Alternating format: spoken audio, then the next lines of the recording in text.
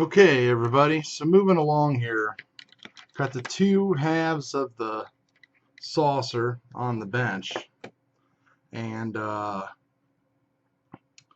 what I'm working on now is trying to get the rear engines lit up, figure out how I'm going to stuff everything in there and get it going. There's a lot of location tabs that are on here. The fit on the model is really good. Normally, I would try to keep as many of them as I can, but probably what I'm going to have to do is get rid of a lot of them, like these big ones here on each side, so that way I have the room for the LEDs.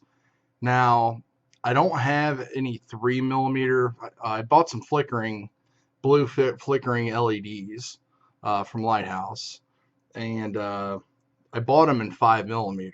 3mm would work great here. They would fit perfectly.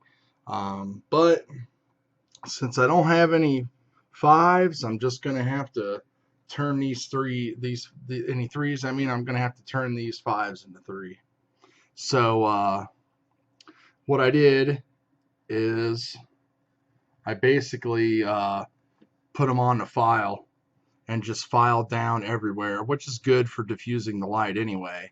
But I filed them down quite a bit, all around, all over. You know, if you've never done anything like that with LEDs, you can file away as much of that glass as you want to, just because it's just there. As long as you don't go into the actual diode itself, you're good. So in combination with that and taking the Dremel tool, what I ended up doing was filing away a pretty good indentation in the plastic on both sides. Now, on this side, I didn't want to layer down a bunch of more paint for light blocking, because you know the 1/2 millimeter or 1/4 millimeter or whatever that it would add to that would throw me off as far as sizing goes. So what I did is I just put down a piece of foil tape there, and I've checked it, and everything fits. So in the end, you know, what you're going to get is something like that, where you got the LED in there, and of course this will all go together, and there's a blue clear piece that goes right there, and this will all run up through here perfectly and then tie in with all the other lights. So just a little bit of a quick fix that, you know, we run into sometimes. You can't have every supply on stock, and you can't afford to purchase every supply either. So, you know, I don't know why I ordered 5s instead of 3s. Maybe they don't even make 3mm flash flickering LEDs. I think they do, but I really can't remember. So I'm going to move along, get those in there. Probably going to end up using 5-minute epoxy to get those in there. Just because when I get them in there, I really want them to stay good, and I don't really want to fuss around with hot glue in that area, because you know it's just not as a precise application. So more bang for your buck with the 5-minute epoxy. So we'll get those in there, and we'll be right back with what we're going to move on to now. All right, guys, we're back. If you want to take a look here, got both of the blue flickering LEDs in, got them all secured, and what I did was I put a big glob of tulip in between here to kind of fill up this trench area, so that way I can block some of the blue light that would come back into here and be able to be seen through some of these windows. So I'll probably have to put some more in the trenches here as well.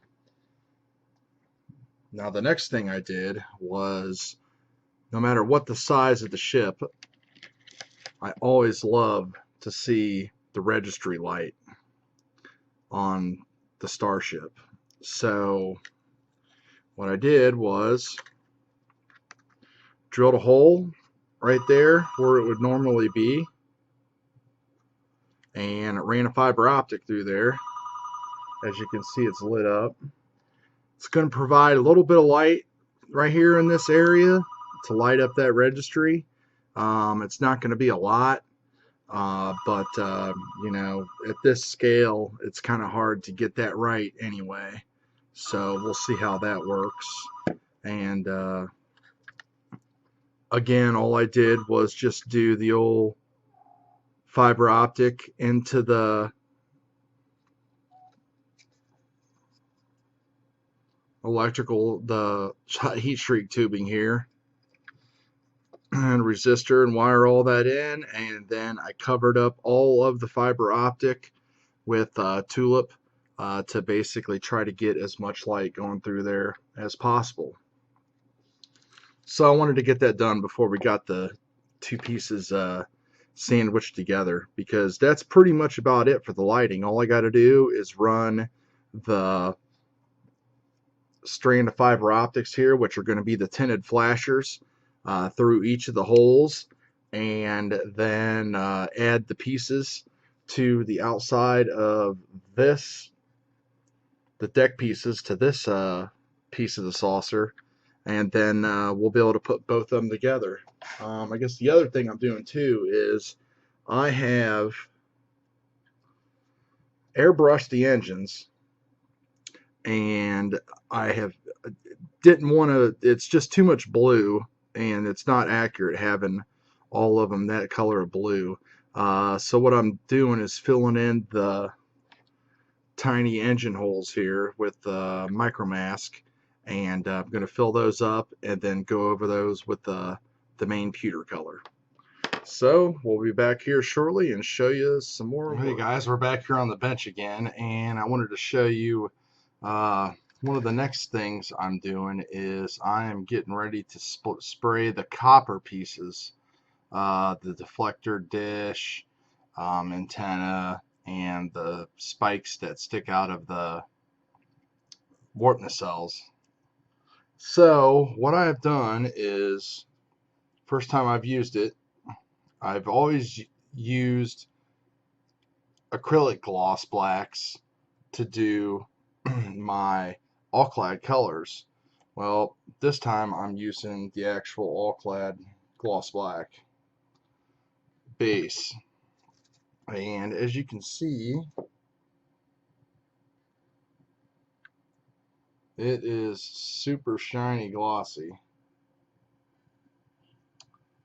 And really, I just hit that with about 3 coats, 3 light coats. The third coat was a lot deeper, just to try to bring the gloss out with it as much as I could.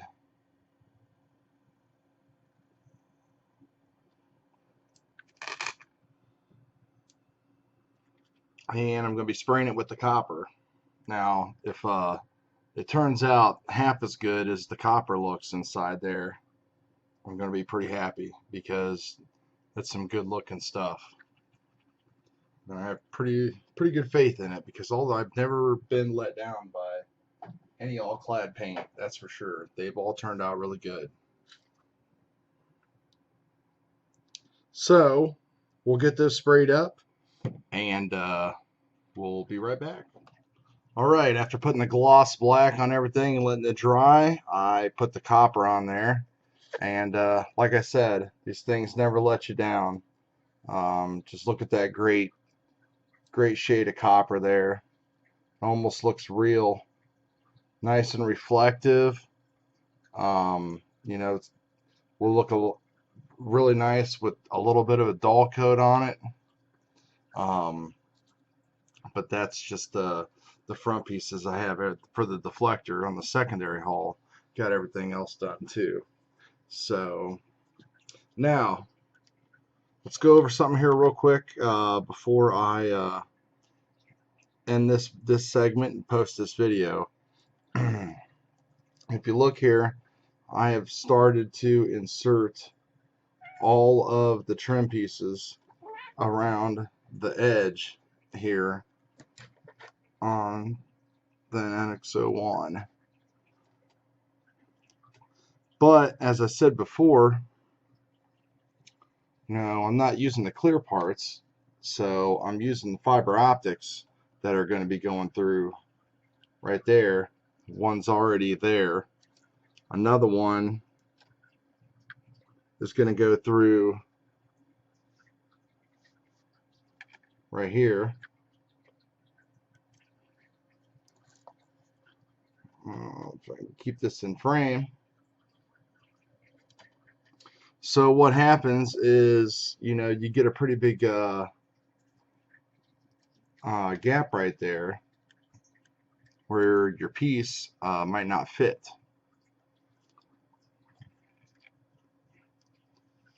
So what you need to do is you take that decking piece and just kind of hog out a little material here on the end. So you just kind of skinny it up a little bit, so that way everything goes on there real good. And you can see that if I test fit that piece with both of those fiber optics, get this on here real quick and show you what we're looking like.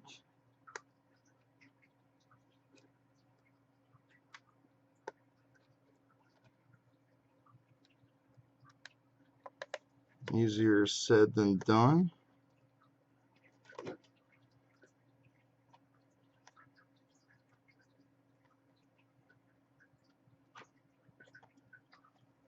Okay.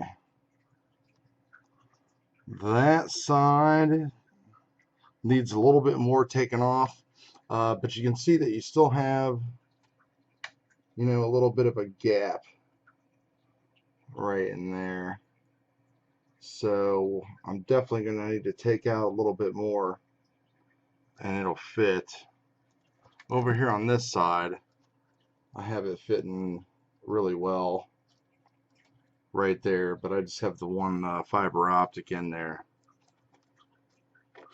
So I'm going to hog a little bit more of that out, and next time we show everything here, hopefully we will have this secondary saucer complete.